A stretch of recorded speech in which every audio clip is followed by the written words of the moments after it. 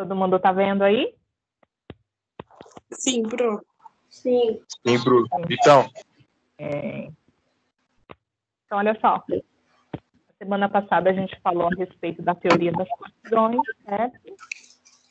Falamos a respeito de como se calcula a velocidade da reação. E aí, na página 41, nós temos essa parte do organize as ideias, né? Aí, a respeito da teoria das colisões. Vamos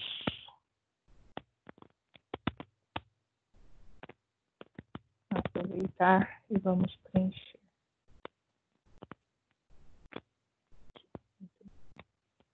Então, olha só, teoria das colisões, em que as colisões podem ser não efetivas ou Efetivas?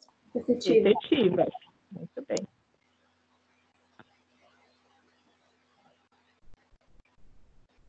Se elas forem efetivas, onde as moléculas devem apresentar energia suficiente, tem mais um fator para que a Orientação. reação ocorra.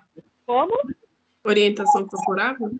Perfeito. Então, a molécula precisa ter energia suficiente e uma orientação que seja favorável. Perfeito. Agora, se as colisões forem não efetivas,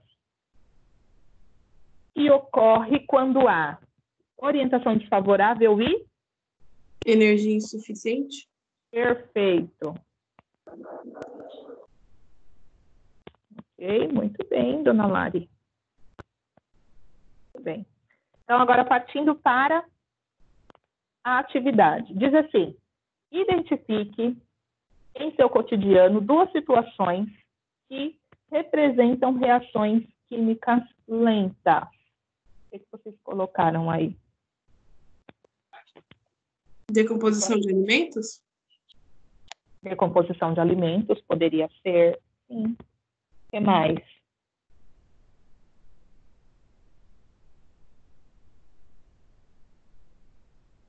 O que mais?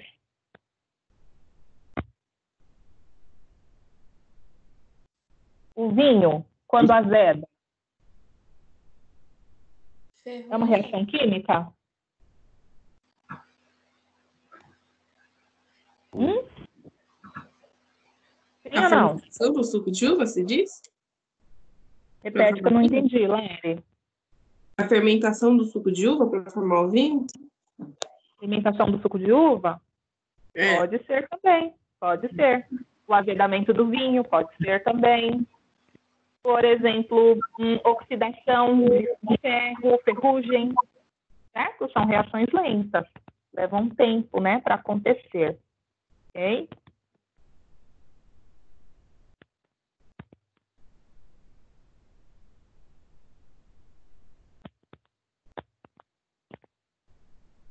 Bem, identifique em seu cotidiano duas situações que representam reações químicas que sejam rápidas.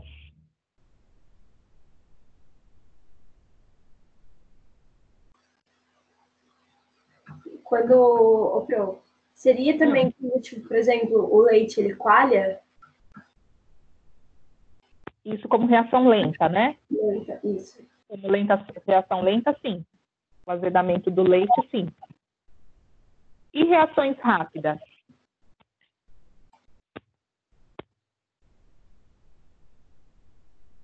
Nada?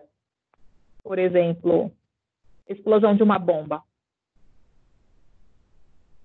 É uma reação rápida? Sim. Sim, né?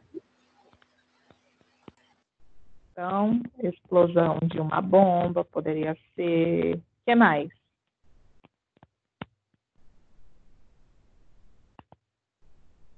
Não?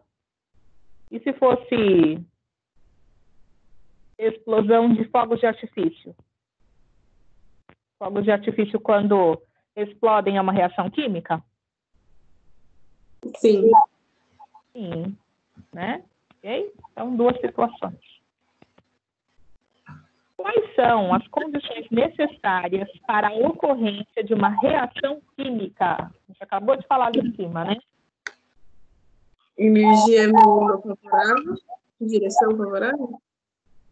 Isso mesmo. Então, para que ocorra a reação, as substâncias precisam entrar em contato. Entrando em contato tem que ter afinidade. Depois disso, elas precisam se chocar,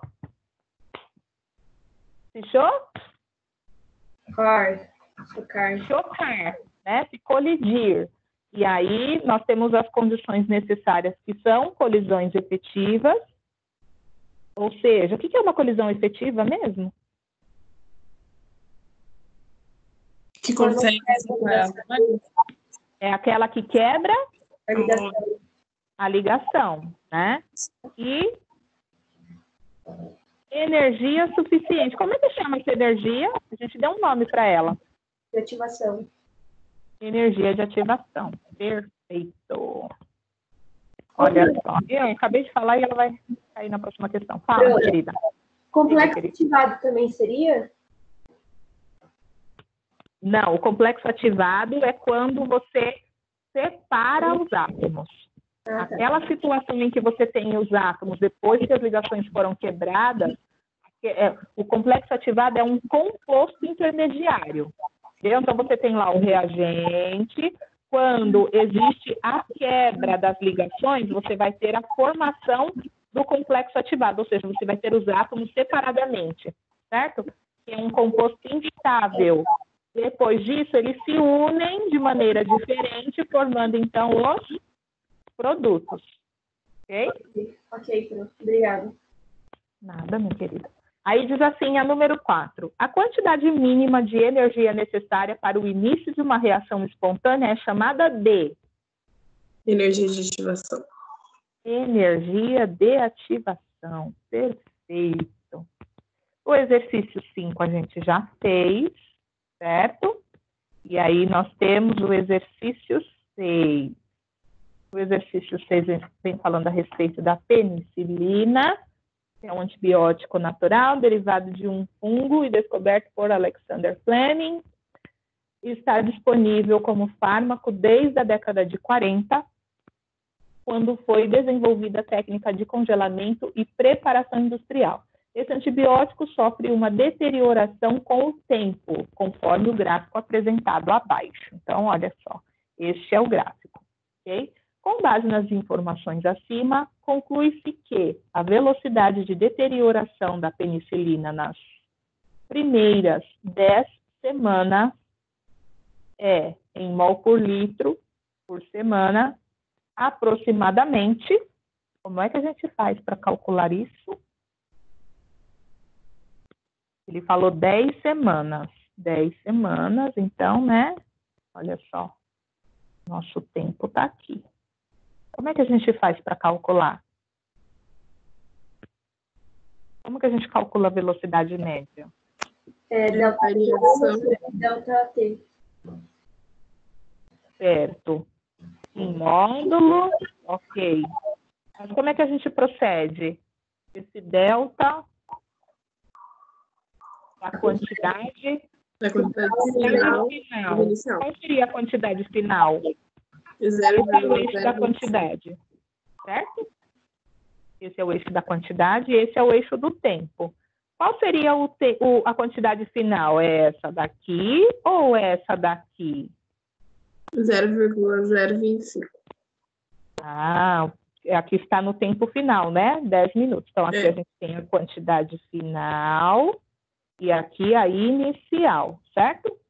Muito bem. Então, em módulo, então, ficaria 0,025 menos 0,125, ok?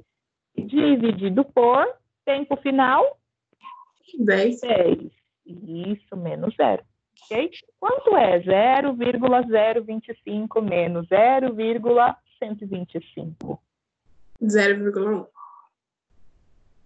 0,1.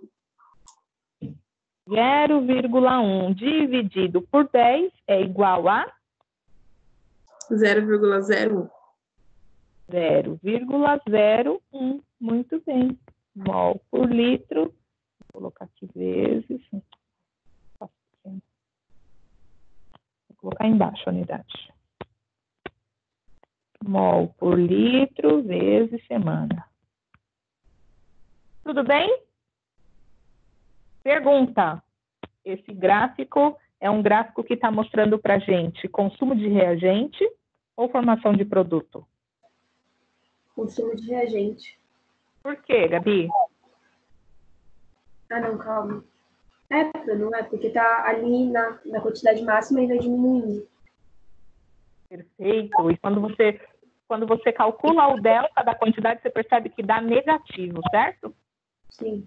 Toda vez que dá negativo, quer dizer que está sendo consumido, certo? Então, aqui nós temos como alternativa correta a letra B.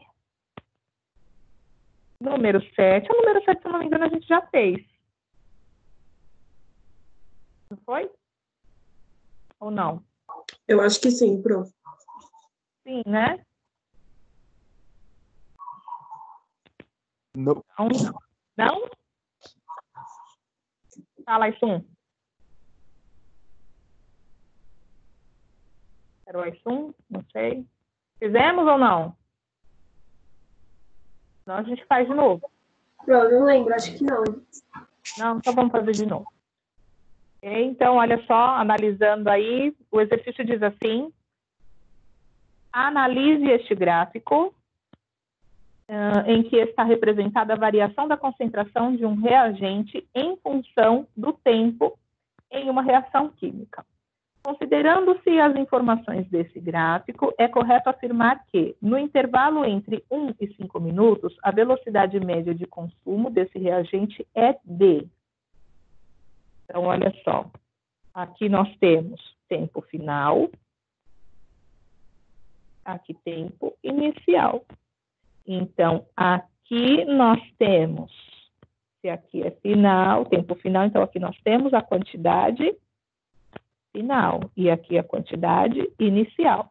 Como é que ficaria o cálculo da velocidade média para este composto? Falem para mim. 0,1 0,1 menos 0,9 0,9 dividido por 5 menos 1. Perfeito. 0,1 menos 0,9, quanto dá? 0,8. 0,8 dividido por 4. Dá 0,2. 0,2. Muito bem. Mol por litro vezes minuto. Ok? Ou seja, letra A. Tudo bem? Alguma dúvida até aqui? Não, Pro, Diga. volta no 6, por favor. Qual era a alternativa mesmo que você colocou? Tá, obrigada. Ok? Nada. Exercício número 8. Diz assim: considere o perfil da reação descrita na figura abaixo, onde R é igual a reagentes e P é igual a produtos. A energia de ativação é maior quando a reação ocorre na direção. Gente, olha só. Deixa eu falar uma coisa para vocês. A gente vai ver um pouco mais quando a gente estiver falando a respeito de equilíbrios químicos, tá? Mas, ó. Reagente forma produto, certo? Tudo bem? Sim. Reagente forma produto. Nós chamamos essa reação de reação direta, ok? Se a reação se processa nos dois sentidos, ou seja, isso a gente vai ver no terceiro bimestre, tá? O que é a reação se processar nos dois sentidos? É reagente se transformar em produto e produto também se transformar em reagente, ok? A gente até representa esse tipo de reação com dupla seta, indicando que ela é uma reação reversível, ou seja, reagente se transforma em produto, produto se transforma em reagente. Quando você tem esse sentido de produto para reagente, a gente chama a reação de reação inversa, ok? Então, reação direta é de reagente para produto. Reação inversa é de produto para reagente. Tudo bem? Sim, Pro.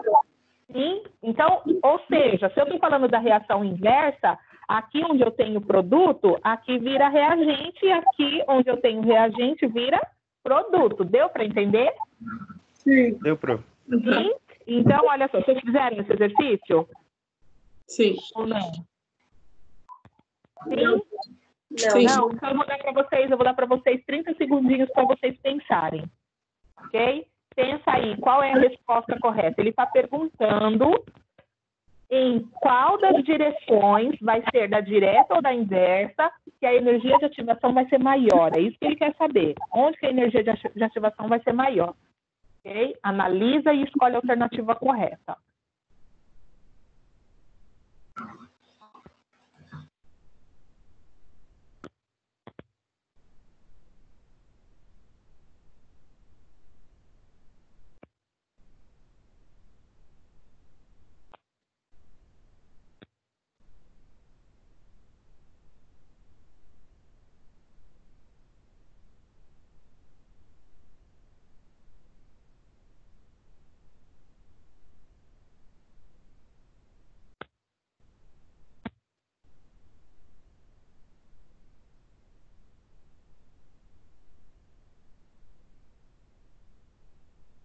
E aí, pronto?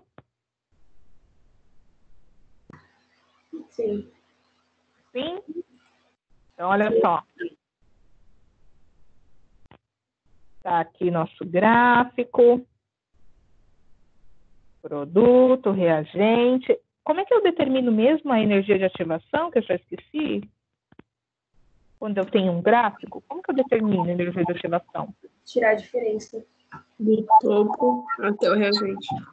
Do topo até o reagente. Então, aqui, concorda comigo esse gráfico? Analisando assim, ele está representando primeiro uma reação direta, certo? De reagente para produto, certo?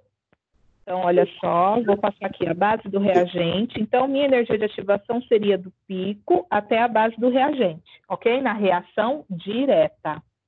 Se eu falar em relação à reação inversa, na reação inversa, então eu tenho aqui que o meu produto vai produzir reagente. Então, olha, onde é que eu tenho que passar agora a base da energia? E o produto. Isso. E aí eu vou do pico até a base. Então, essa aqui é a inversa, certo? Então, qual é a alternativa correta? B. É a B? Todo mundo concorda? Sim. Sim. Né? Então, a inversa, ou seja, produto produzindo reagente, vai ter maior energia de ativação. Tudo bem? Sim, Pro. Alguma dúvida? Não. Não. Não? Muito bem, olha só. Então, agora a gente vai falar um pouquinho sobre os fatores que interferem na velocidade das reações. Tá? Essa parte é uma parte mais light, bem mais light. Ok? Vou começar aqui pela temperatura. O que é temperatura, gente? Agitação das moléculas. É o quê? Grau de agitação das moléculas. Temperatura é uma grandeza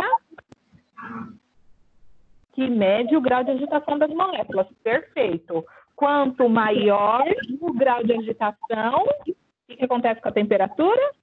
Maior. Um aumento. Aumenta a temperatura. Perfeito. Olha só.